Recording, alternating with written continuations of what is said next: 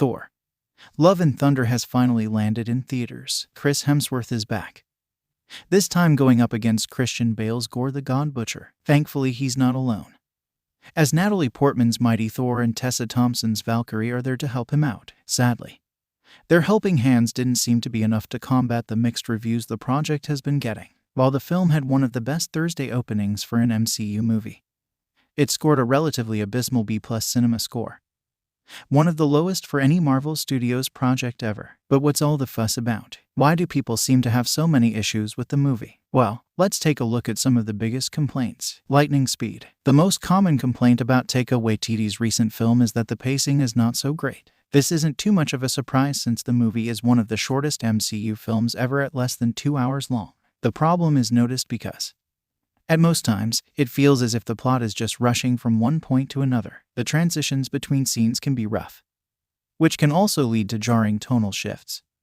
especially with a project trying to balance both drama and comedy like this one. In this case, with the film's breakneck pacing being an issue, a longer runtime may have helped eliminate this problem, or, at the very least, it could have smoothed the edges a bit more. The CGI. Marvel has been having a rough time with its CGI as of late. Doctor Strange in the Multiverse of Madness was iffy at times.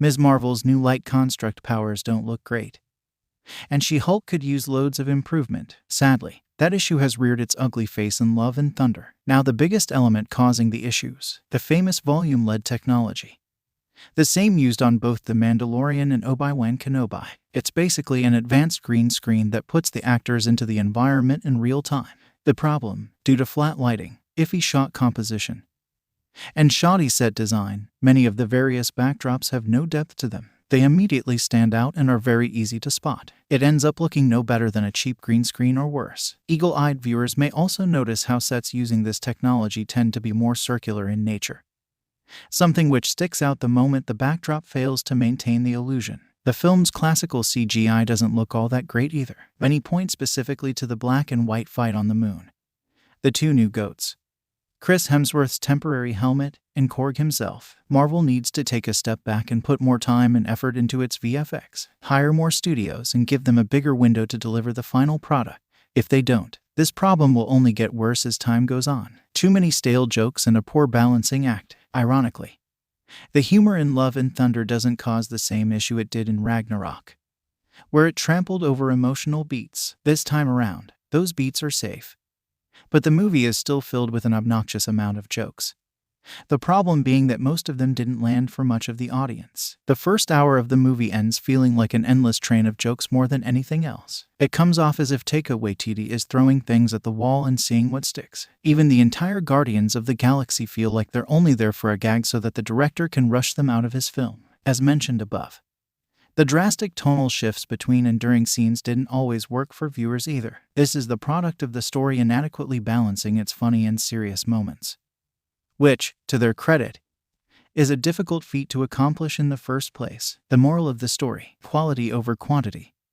Waititi: more isn't always better. Gore doesn't go the distance. Christian Bale provides an incredible performance as Gore, no doubt, but what the character needed was far more time on screen. For one, his backstory held back for no reason. In the comics, he loses his mother, then his wife, and then his children, thanks to starvation. That's some heavy trauma to carry, which would have made his snap far more believable. Sure, he does touch the Necrosword, which then starts to corrupt him, but intensifying that backstory could have done wonders. In theory, it would have also led to more scenes with his daughter, making the end of the movie hit harder. His name is Gore the God Butcher, and throughout the whole movie, audiences actually only see him kill one god. It makes the threat feel far less impactful, and he never truly feels like a danger. Had the story gone and shown us how he killed and bested a multitude of gods, then there would have been far more heft to Gore's story. They even had the perfect setup for it with Thor and Omnipotent City.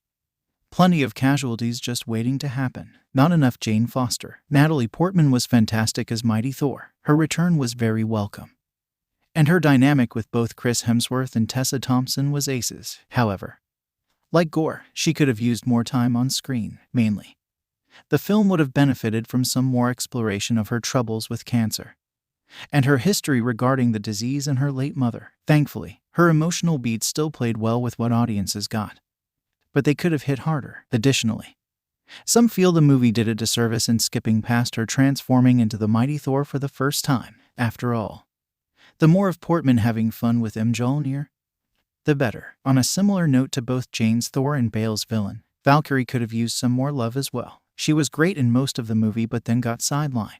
While it made sense to make sure the focus shifted to Jane and Thor in those pivotal climactic moments, Tessa Thompson's hero could have been given something else to do, like help the children, for example. Doesn't go far enough. The entire idea behind Gore is to explore the concept of putting faith in a higher power. What happens when that higher power doesn't exist? Or worse, simply ignores you, past the opening scene of the film. That theme is almost entirely dropped. It was a thematic thread that should have weighed heavily on Thor.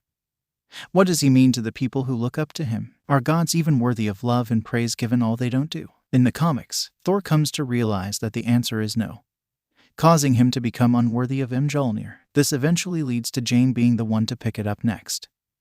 Though it clearly played out in a far simpler fashion in the movie, it's quite simply a waste to have left that philosophical and morally questionable goldmine behind, thanks to how Love and Thunder adopted Gore. Furthermore, the mythos of what gods are in the Marvel Cinematic Universe is still frustratingly vague. This was the perfect time to start exploring all of that. But the best we got was just a little bit of information on Zeus and his orgy city. Plot conveniences. Writing a movie is hard. There's no doubt about it. Scripts get rewritten dozens and dozens of times to make sure the final product is the best it can be. When it comes to Thor, Love and Thunder, it could have used a few more drafts. The story is filled with plot conveniences or questionable continuity gaffes. One example is in how the group's visit to Omnipotent City goes. Their reasoning for the trip is for them to gather a group of gods to help in their crusade against Gore. However, not only do they quickly make up their minds that the gods won't help them, but Valkyrie then suddenly becomes obsessed with Zeus' lightning bolt. There's absolutely nothing even hinting that the weapon is particularly special in any way or how it could give any specific advantage over Gore. All it ended up doing was giving Val a weapon to use and then conveniently being there for Thor when he lost Stormbreaker later in the movie. This is far from the only example of lazy writing. Another would be the pure existence of Heimdall's son, who was only created as a plot device so that Thor could talk with the children. And there are inconsistencies in continuity when it comes to Thor's abilities, also that the plot can get from A to B. For one, how can Zeus' lightning bolt function like the Bifrost? Also, since when can Thor just temporarily grant his powers to groups of people, using another god's weapon no less? The writing needed the story to advance in a certain direction, and the writers could have used more time to smooth the journey out so that it all felt more organic and not rushed. Also, Thor certainly found out where Eternity was pretty fast for a location that no one has theoretically made it to up until this movie. Thor, Love and Thunder in a mixed bag. For those who enjoyed this project and feel like everyone is making a fuss for no reason, know that there's nothing wrong with still liking or even loving it, but it's always good to at least see where the other side is coming from, especially when the chorus of unsatisfied viewers is particularly loud, even with all of the above issues.